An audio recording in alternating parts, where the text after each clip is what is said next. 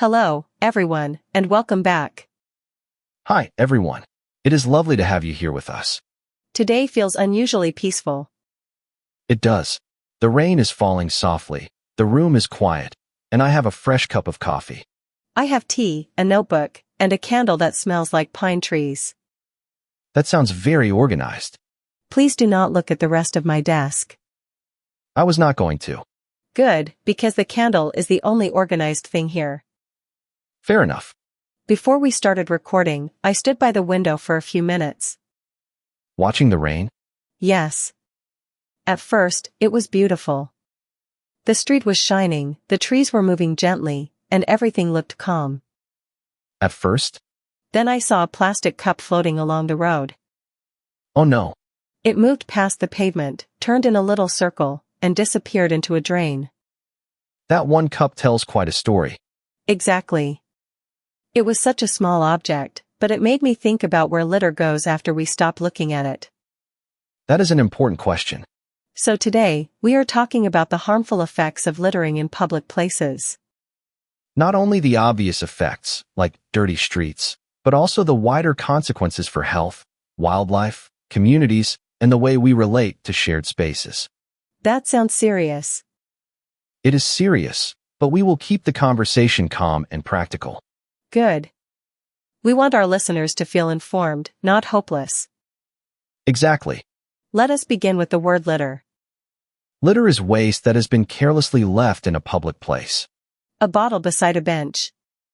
A food container on a beach. A cigarette end on the pavement. Or a plastic bag caught in a tree. Littering may look like a minor act.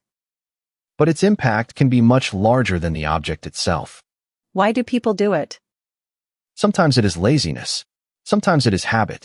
Sometimes people are distracted or assume someone else will clean up after them. That phrase, someone else will deal with it, is a dangerous way of thinking. It is. It shifts responsibility away from the person who created the problem. I have heard people say, it is only one cup. Yes, but public problems are often created by thousands of people saying, it is only one. That is so true. One wrapper does not destroy a park, but repeated careless behavior gradually changes the environment. Like clutter at home. Are we returning to your desk already? Unfortunately, yes. I leave one piece of paper there. Then another. Then a cup, a charger, 2 notebooks, and a mysterious receipt from 6 months ago. Why keep the receipt? Emotional support. I see. Eventually, the mess becomes normal. And that is an important point. When disorder becomes familiar, people stop noticing it. So litter does not only make a place dirty. It can lower people's expectations. Exactly. If a street is already covered in rubbish, someone may feel less guilty about dropping another item. The environment quietly sends a message, no one cares. And when people believe no one cares, they may stop caring too. That feels quite emotional. Because shared spaces affect our sense of belonging. A clean park can make us feel welcome. It tells us the place is valued. A neglected park can feel unsafe, even if there is no immediate danger. Neglected means not properly cared for over time. I remember visiting a lakeside area with friends a few years ago. Was it beautiful? The landscape was stunning. The water was calm, the sky was clear, and we could see mountains in the distance. That sounds perfect. It should have been. But there were cans, food packages, and plastic cups scattered near the shore. That must have spoiled the atmosphere. It did. The natural beauty was still there, but the experience felt less peaceful. That is a useful phrase. It spoiled the atmosphere. It means something damaged the mood or feeling of the place. Exactly. My friends and I collected some of the rubbish before we sat down. How did that make you feel? Better, but also frustrated. Cleaning the area took only 10 minutes. Leaving the rubbish behind probably saved the previous visitors less than 1 minute. That contrast is difficult to ignore. A few seconds of convenience can create hours of work for someone else. Or years of environmental damage, especially when plastic is involved. Litter can also create health risks. Yes, food waste attracts insects, rats, and other animals. It may also contain bacteria. Broken glass, sharp metal, and damaged plastic can cause injuries. A child may step on glass. A dog may cut its paw. A cyclist may ride over a broken bottle. These are not dramatic imaginary examples. They are everyday risks created by careless disposal. Disposal means the way we get rid of waste. Correct. Proper disposal means putting waste in the correct place and handling dangerous items safely. So we can say, please dispose of your waste responsibly. That sounds natural and slightly more formal. Another major concern is wildlife. Animals do not understand that plastic is dangerous. They may mistake it for food. A bird may swallow a bottle cap. A fish may eat tiny plastic pieces. A turtle may mistake a plastic bag for something edible. The phrase mistake one thing for another means incorrectly believe that one object is something else. Exactly. Animals can also become trapped in fishing line, plastic rings, or bags. They may be unable to move, feed, swim, or fly. What makes this especially painful is that the animal has no idea why it is suffering. Yes, the harm is often invisible to the person who caused it. Someone drops a plastic ring in a park and walks away. Days later, an animal may become trapped in it. The person never sees the result. Which makes responsibility more difficult, because human beings often respond more strongly to consequences they can see. That is true. If the damage happens far away, it feels less real. But distance does not reduce responsibility. Litter also travels, does it not? Very easily. Wind carries lightweight waste. Rain washes it into drains. Drains connect to rivers, and rivers may carry it toward the sea. So a cup dropped on a city street may eventually become ocean pollution. Exactly. Waste does not respect the boundaries we create on maps.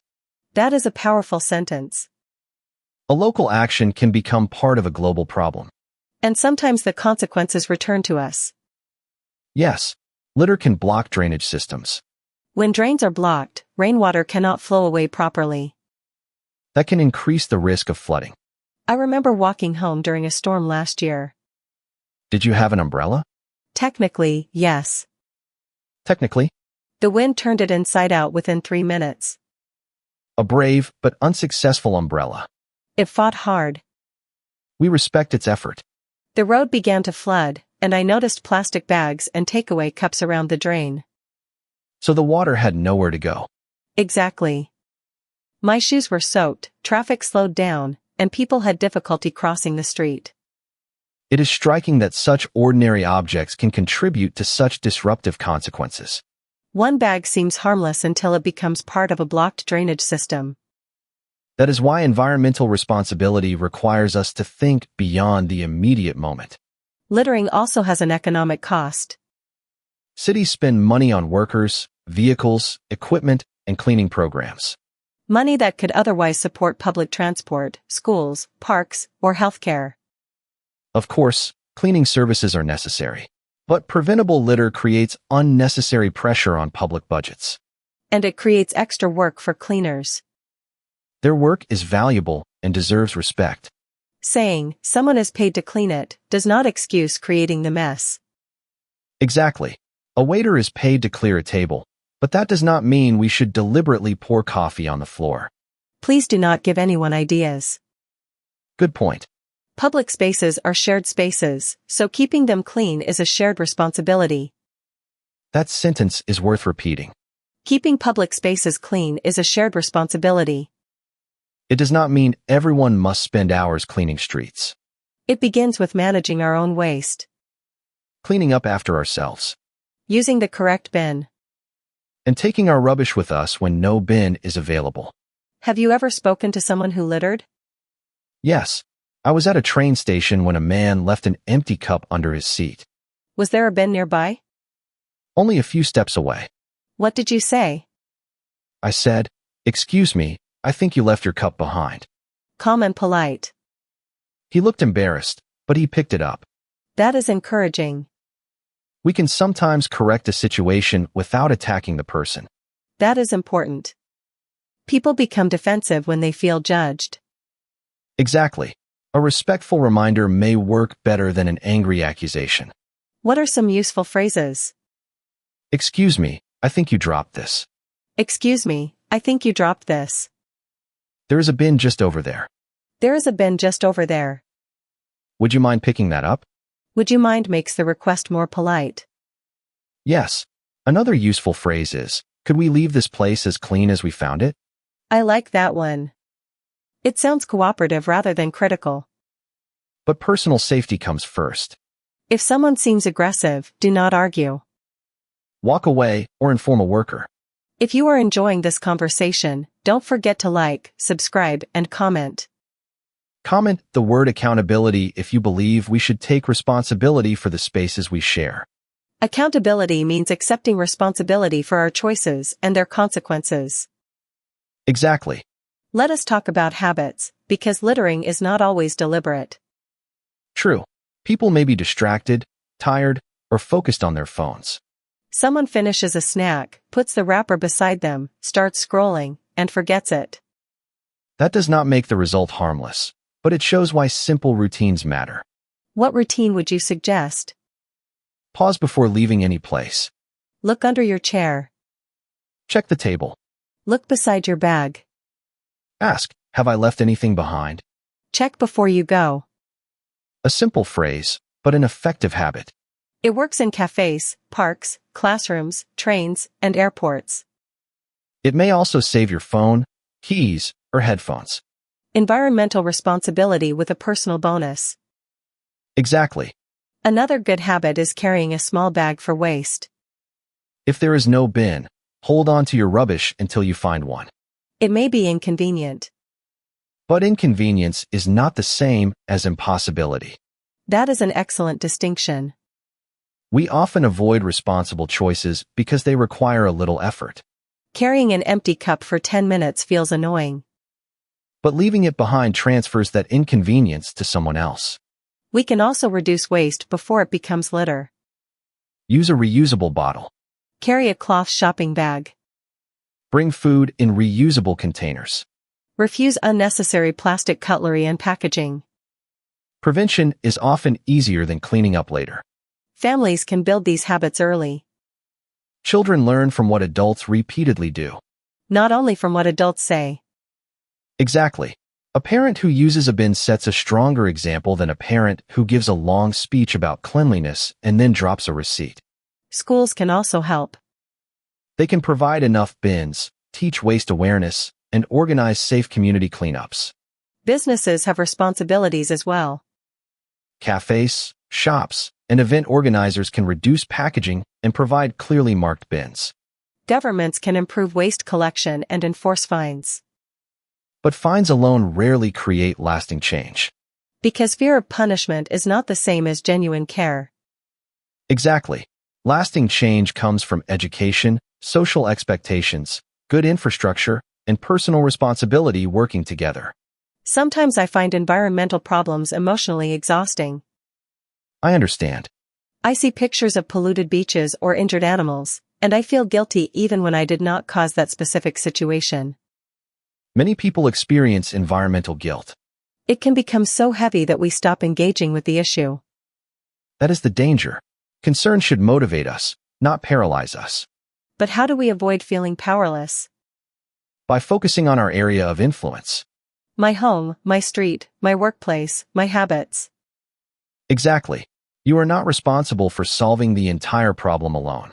But I am responsible for my own choices. And your choices can influence others. A friend may see me carrying a reusable cup. A child may notice you picking up a safe piece of litter. A colleague may start cleaning the lunch table because everyone else does. Good habits spread through ordinary examples. Like ripples in water. Yes, one small action creates movement beyond itself. That connects beautifully with learning English. It does. Many learners feel overwhelmed because they want to sound fluent immediately. They compare their first steps with someone else's years of practice. Then they feel embarrassed by mistakes.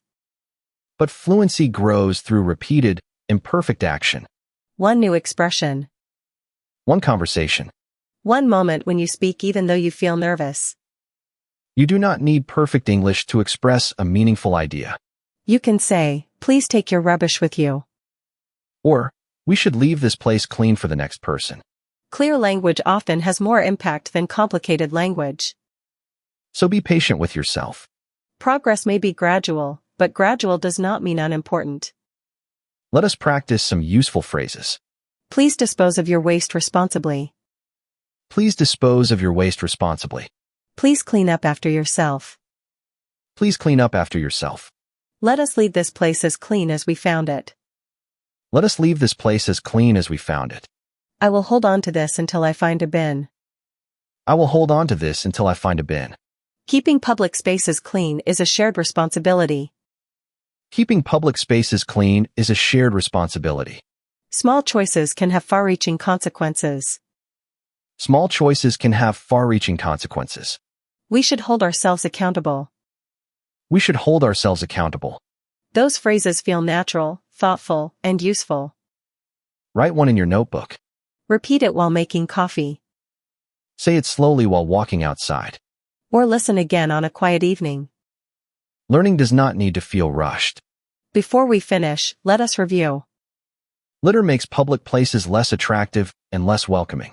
It creates health and safety risks. It harms wildlife. It enters drains, rivers, and oceans. It can contribute to flooding. And cleaning it costs communities time and money.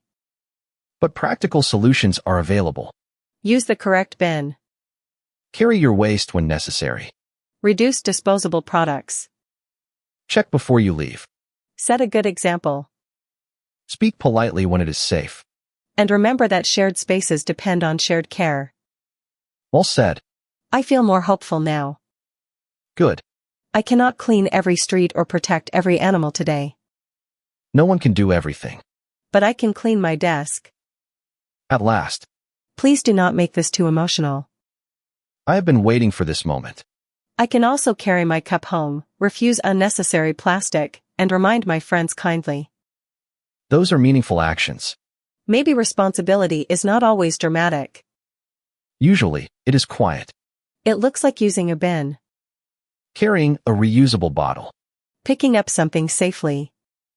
Or choosing not to walk away from a small problem. Thank you for spending this peaceful time with us. We are proud of you for practicing your English today. You listened to natural expressions and explored a serious issue. You also reminded yourself that progress begins with small, repeated choices. Keep speaking, even when your English is imperfect. Keep caring, even when the problem feels large. Take a slow breath. Look around your space. Notice one thing you can improve. Then take one calm, practical step. Check before you go. Clean up after yourself. Leave the place better than you found it.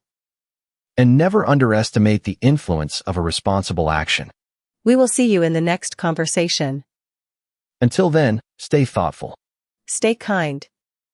Keep practicing your English. And help protect the places we all share. Goodbye, everyone. Goodbye. Take care.